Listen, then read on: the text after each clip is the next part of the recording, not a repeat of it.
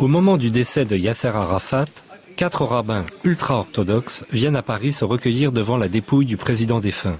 Leurs paroles, politiquement très incorrectes, ne trouvant aucun lieu pour s'exprimer, Dieudonné, au nom de la liberté d'expression, leur propose son théâtre pour une conférence de presse.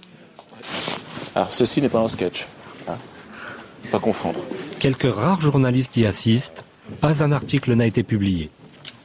Nous avons le plaisir d'accueillir ici 4 rabbins extraordinaires qui représentent le mouvement Naturei Karta, les protecteurs de la cité, qui sont radicalement antisionistes et qui ont tout de suite accepté l'invitation de venir ici dans le théâtre de Dieudonné, parce qu'ils savent que dans le monde entier, on essaye d'empêcher les gens de réfléchir et d'agir selon leur intuition, leur bonté, leur qualité spirituelle, en les accablant sous les accusations d'antisémitisme. Donc même sans connaître Dieudonné, ils étaient persuadés que c'était une accusation infondée.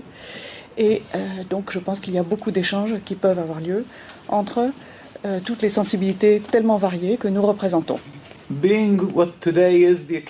Étant donné la raison de ma présence parmi vous, je pense qu'avant d'aborder les sujets que je vais traiter, je me dois d'évoquer la mémoire du président Abou Ammar Yasser Arafat, qui était un homme exceptionnel, sortant de l'ordinaire. Pour le peuple juif, contrairement à la croyance populaire, c'était également une personne à l'esprit clair. Il avait une vision de l'avenir, une compréhension très profonde de ce qu'est vraiment le judaïsme et de ce qu'est le sionisme.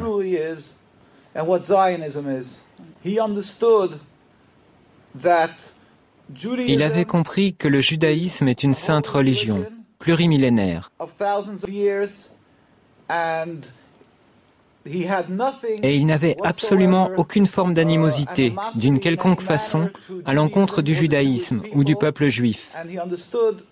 Au contraire, il savait que le sionisme est très différent. C'est ce que j'expliquerai brièvement.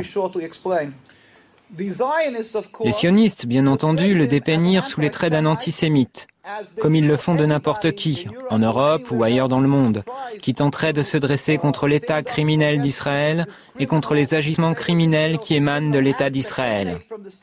Ils affirment de manière automatique que cet opposant est antisémite, afin d'étouffer son opposition en la faisant passer pour une lutte contre Dieu. Ils donnent à croire que toute personne qui s'oppose au sionisme et à Israël serait quelqu'un qui blasphémerait la Bible et nourrirait de la haine envers les Juifs. Maintenant, je vais vous expliquer brièvement ce qu'est le sionisme. Comme je vous l'ai dit, le judaïsme est une religion plurimillénaire. Elle remonte aux patriarches Abraham, Isaac et Jacob. Le sionisme est à peine centenaire, créé par Theodor Herzl et ses amis, des gens totalement athées, des gens qui étaient totalement étrangers à la religion, qui détestaient la religion.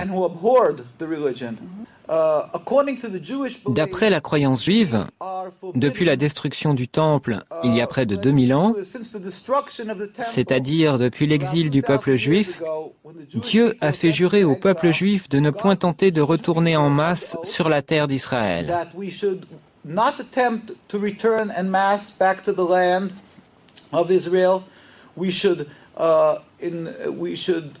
Nous ne devrions jamais nous rebeller contre une quelconque nation. Et nous ne devrions jamais rien tenter afin de mettre un terme au décret exilique émanant de Dieu. Seul Dieu, sans la moindre intervention humaine, peut mettre un terme à cet exil. Et Dieu est très compatissant. Il regarde tous les peuples qu'il a créés, et donc le peuple juif parmi eux, dans l'exil. Et c'est quand il jugera le moment opportun qu'il mettra immédiatement un terme à l'exil. Il se produira alors une révolution métaphysique dans le monde. Le monde entier reconnaîtra qu'il n'y a qu'un seul Dieu, et il le servira, rassemblé dans l'harmonie et la paix. Nous n'utiliserons pas les armes, ni ne lancerons une offensive militaire pour convaincre les gens qu'il n'y a qu'un Dieu unique. Simplement, nous nous lèverons tous ensemble pour servir Dieu, ce à quoi un juif aspire, ce qu'il espère, ce pourquoi il prie. À l'époque, au début du sionisme, à ses prémices, les rabbins se sont insurgés unanimement. Ils protestaient disant « C'est un blasphème, c'est de la rébellion contre Dieu. Si cette idéologie est mise en application, nous en souffrirons terriblement. » Malheureusement, les sionistes ont réussi. Tout d'abord, ils voulurent aller en Ouganda. Là-bas, il y avait des terres vierges, mais ils comprirent que la nation juive ne les suivrait pas. Aussi se jouèrent-ils et abusèrent-ils des espoirs et des aspirations que pouvait entretenir tout juif à retourner à Jérusalem, et ils leur dirent « Nous sommes en train de vivre les prémices de la rédemption. Viens, suis-nous, retournons ensemble sur la terre d'Israël. » S'appuyant sur l'ignorance des multitudes non-juives dans le monde entier, ils abusèrent de leur compassion, escomptant qu'elle prendrait pour argent comptant ce que dit la Bible, à savoir que cette terre appartient aux Juifs, et diraient qu'on leur donne la terre.